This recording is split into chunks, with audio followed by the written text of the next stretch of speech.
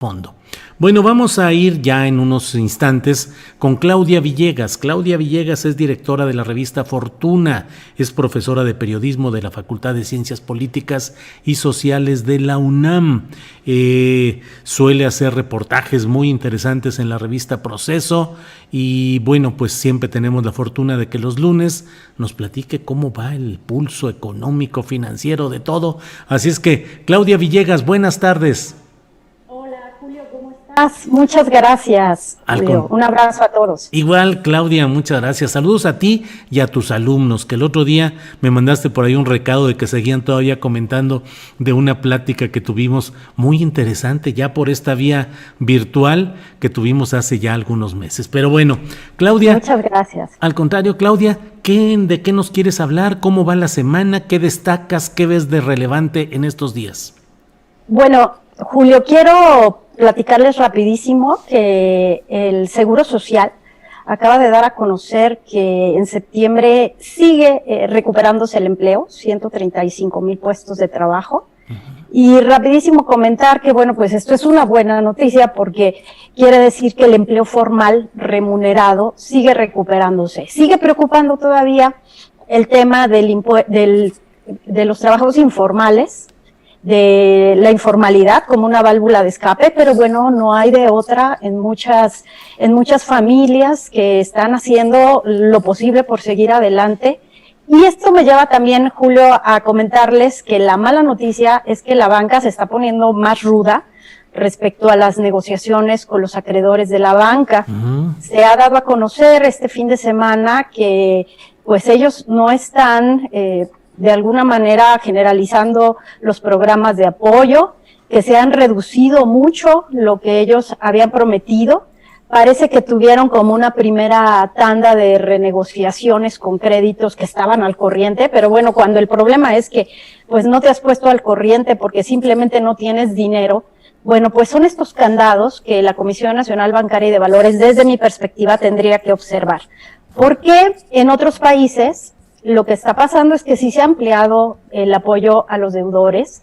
Ellos van a decir que, bueno, pues ya tuvimos 4 meses, hasta 6 en algunos casos, y que para ellos representó gran parte de su utilidad. Bueno, pues lo vamos a ver, Julio, cuando ellos tengan que dar dividendos, a ver si sí se van a aplicar los dividendos, porque en otros países, Julio, no se les está permitiendo a los bancos repartir dividendos, como sucedió, no sé si ustedes se acuerdan por ahí de la crisis del 2008-2009, cuando incluso Carstens desde el Banco de México, bueno, y también Guillermo Ortiz, que en esa época estaba con un puesto en algún organismo internacional, bueno, Guillermo Ortiz dijo que no era justo que en ese momento de crisis estuvieran sacando dinero y repartiendo dividendos, y luego Carstens, bueno, pues tuvo que reconocer que había bancos que sí estaban dándose dividendos y que lo llevaban a sus matrices en el extranjero. Incluso Citibank, en esa época, pues se convirtió en la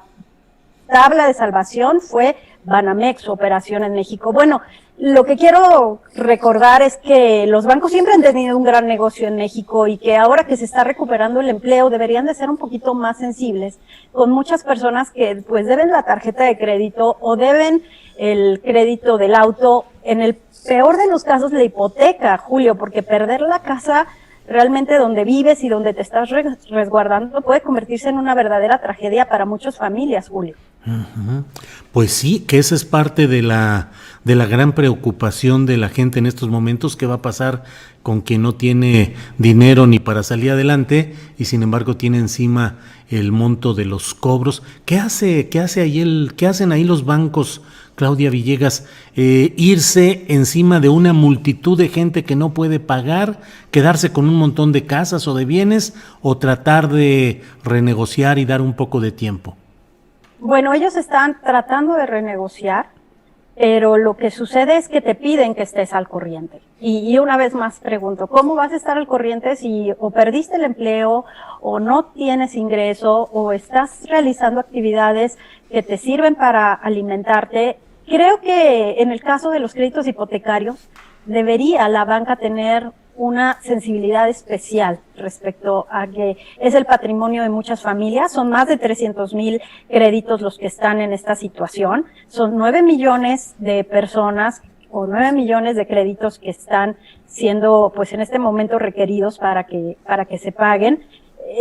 La política de no generalizar el programa de apoyos, bueno, pues en este momento está generando este problema. La banca, evidentemente, pues está platicando con la Comisión Nacional Bancaria sobre las reglas contables que ellos tenían pues previstas para situaciones de este tipo. Se les había flexibilizado de alguna manera que no reportaran como vencidos estos créditos, porque les implicaba además reservar los financiamientos. Entonces, en este momento creo que hay que insistir con la banca, tratar de que lleguen a un acuerdo quienes están en situaciones complejas.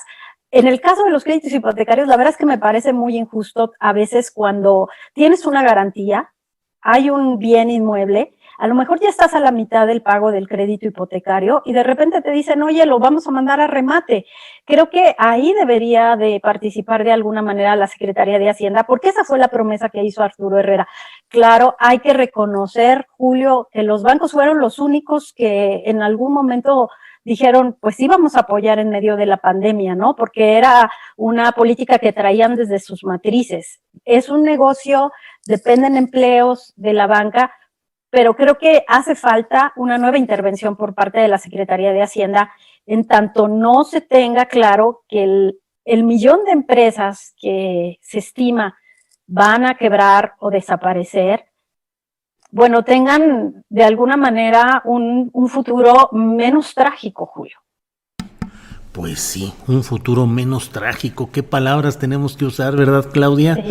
Sí, la verdad, porque se destruye riqueza, se destruye empleo, se destruye patrimonio y me parece que la banca en este momento tiene que buscar la manera, como tú bien dices, ¿qué va a hacer con un lote de casas que se van a ir a remate, que la van a comprar quienes tienen liquidez? Y entonces ahí entendemos, Julio, un poquito cómo las grandes fortunas se consolidan en tiempos de crisis, porque aquí la clave es que tengas liquidez, que tengas dinero para hacer frente a esto y para hacer grandes negocios, ¿no? Eso es lo que está pasando en el mundo y entonces la polarización y la pobreza se hace presente porque estas crisis, bueno, pues favorecen a los que más tienen.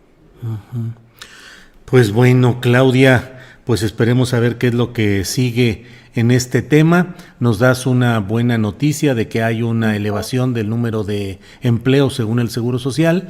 Entiendo que no al ritmo que se desearía, pero cuando menos es ya una buena noticia de cierto indicio, pues en una situación preocupante que todavía no tiene mucha claridad, Claudia, de hacia dónde vamos y cuándo podrán restablecerse ciertos rubros productivos en serio, o si entramos a una nueva restricción que vuelva a dar otro golpe a la economía. Sí, es muy preocupante. Hoy precisamente, pues el INEGI también dio a conocer que hay una ligera recuperación de la industria manufacturera. Se había venido recuperando en los últimos meses de una manera mucho más acelerada. Ese